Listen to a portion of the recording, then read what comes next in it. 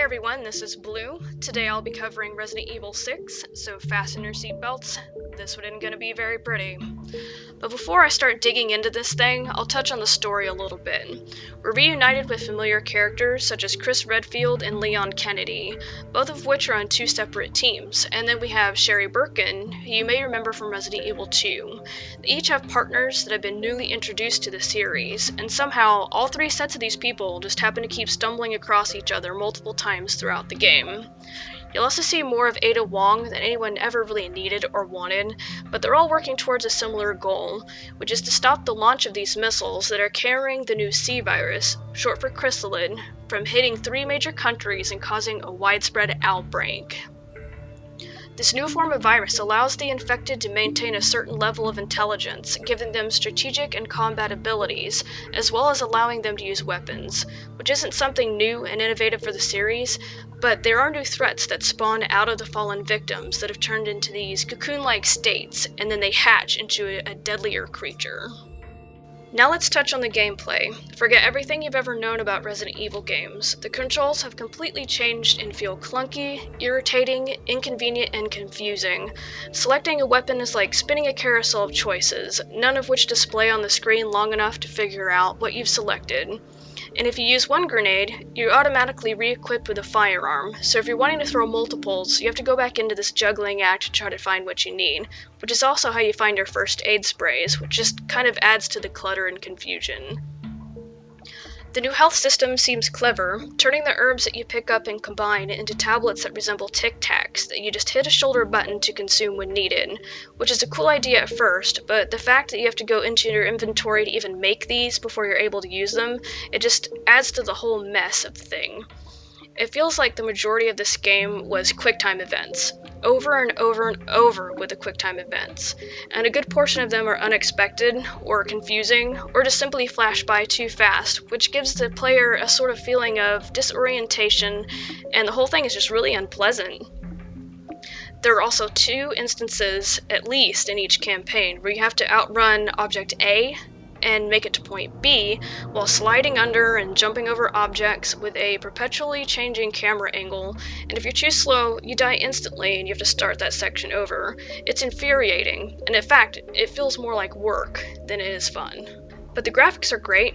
Lots of grungy environments versus festive, lit-up downtown areas. The characters actually show wear and tear as they go through the individual campaigns, such as dirt and sweat showing up on the skin, as well as clothing starting to wear out, such as on Leon's jacket during the first part of his segment.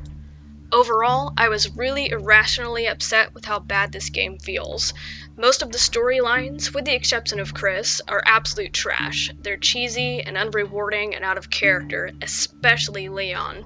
And really, it just feels like a slap in the face for all of the hard work that the player has to put in to complete this game.